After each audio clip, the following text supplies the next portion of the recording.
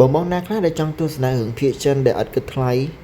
នេះគឺជា website ដែលទស្សនារឿងភាគចិនដែលឥតគិតថ្លៃបងប្អូនអ្នកគ្នាអាចធ្វើការ search តាមខ្ញុំបានដែលខ្ញុំដាក់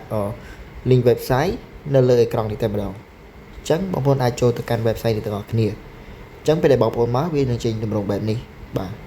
នេះគឺជា website ដែលពុកម៉ែបងប្អូនអាចទស្សនាបានដោយឥតគិតថ្លៃហើយការទស្សនាបងប្អូនដែលគ្រាន់តែចូលមកដល់ធ្វើការចុចនៅលើវីដេអូនេះអូខេរឿងដែលបងប្អូនចង់មើលបន្ទាប់មកបងប្អូនគ្រាន់តែធ្វើការចុច play ជាការស្រេច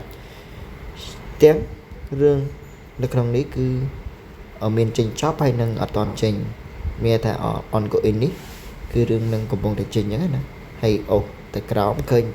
គេដាក់ថា complete អស់ហើយអញ្ចឹងរឿងទាំងអស់ហ្នឹងបានចប់ហើយអស់ហើយអញ្ចឹង website នេះគឺបងប្អូនអាចទស្សនាដោយអត់គិតថ្លៃបាទ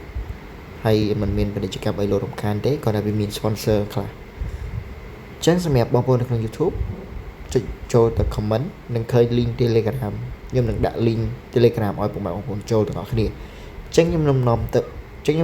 បងប្អូនទៅក្នុង group Telegram អូខេអញ្ចឹងបន្ទាប់ពីពុកម៉ែបងប្អូនបាទចុចលើ group បាទ Telegram ឬក៏ channel Telegram របស់ខ្ញុំ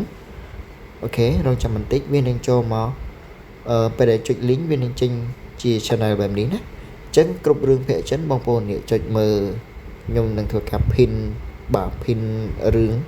នៅខាងលើណាបងប្អូនអាចចុចកន្លែងហ្នឹងមករឿងដែលបងប្អូនមើល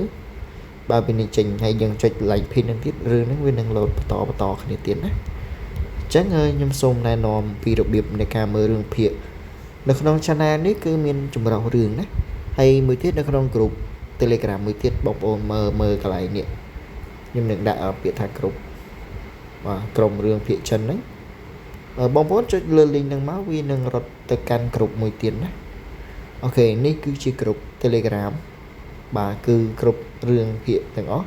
បាទខ្ញុំនឹងដាក់នៅក្នុង group នេះតែម្ដងគឺរឿងភាគសិតតែរឿងនិយាយភាសាខ្មែរអញ្ចឹងណាហើយឃើញសញ្ញា tick ពណ៌ខៀវនេះពណ៌បៃតងនេះគឺបានចប់ហើយរឿងហើយរឿងដែលកំពុងចេញនេះនៅខាងលើនេះគឺ update ជារៀងរាល់ថ្ងៃតែម្ដង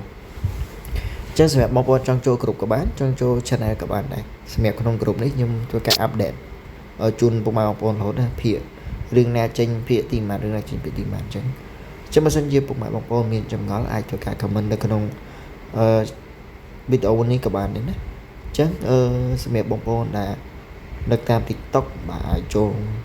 មើលនៅក្នុង comment ដែរខ្ញុំនឹងដាក់ជា link website ហើយសម្រាប់បងប្អូននៅក្នុង YouTubeខ្ញុំនឹងដាក់ link ដូចគ្នានៅក្នុង comment ណាចូលទៅក្នុង comment និងចុចមកកាន់ channel មួយនេះបាទហើយសម្រាប់អ្នកនៅក្នុង TikTok ចុចមកនឹងចូលទៅកាន់ website អូខេចឹងបើសិនជា